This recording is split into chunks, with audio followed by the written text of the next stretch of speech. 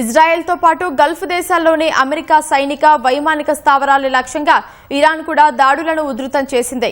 Saudi Arabia, Bahrain, Qatar, కువైట్పై డ్రోన్లు, క్షిపణులతో విరుచుకుపడుతోంది. America ఎంబసీలపైన దాడులు చేసింది.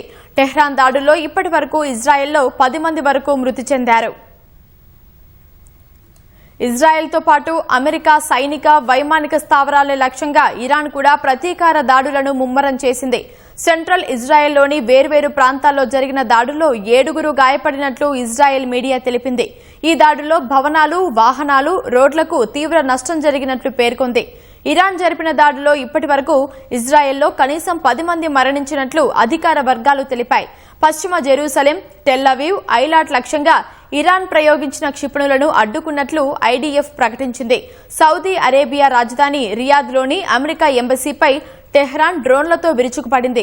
ఈ దాడిలో ఎంబసీ కార్యాలయానికి స్వల్ప నష్టం వాటిల్లింది. అమెరికా దౌత్య కార్యాలయంపై 2 డ్రోన్లు పడ్డాయని సౌదీ అరేబియా సర్కార్ తెలిపింది. మంటలు లేవటంతో వెంటనే అదుపులోకి తెచ్చినట్లు వెల్లడించింది. అయితే ఈ దాడుల్లో ఎవరికీ ఎలాంటి ప్రమాదం జరగలేదని పేర్కొంది.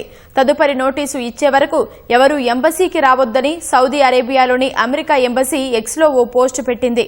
అన్ని అపాయింట్మెంట్లను రద్దు చేసినట్లు తెలిపింది. కువైట్లోని అమెరికా ఎంబసీపై దాడి తర్వాత ఈ ఘటన జరిగింది.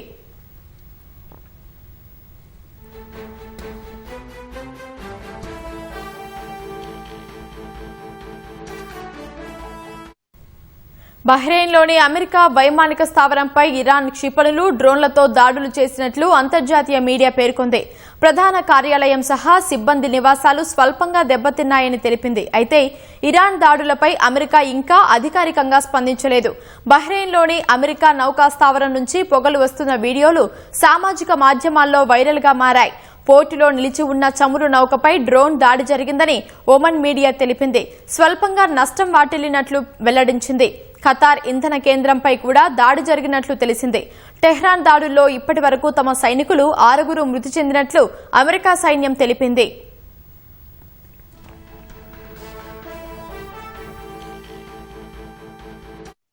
ఇరాక్లోని ఉత్తర కుర్దిష్ రీజియన్లో ప్రత్యర్థుల టార్గెట్ను ధ్వంసం చేసినట్లు ఇరాన్ రివల్యూషనరీ గార్డ్ కార్ప్స్ ప్రకటించింది. ఇరాన్లో చొరబడి దాడులు చేసేందుకు ప్రణాళికలు వేసే స్థావరంపై దాడి చేసినట్లు తెలిపింది. అయితే ఈ దాడులపై కుర్దిష్ అధికారిక వర్గాల నుంచి ఇప్పటి వరకు ఎలాంటి ప్రకటన వెలువడలేదు.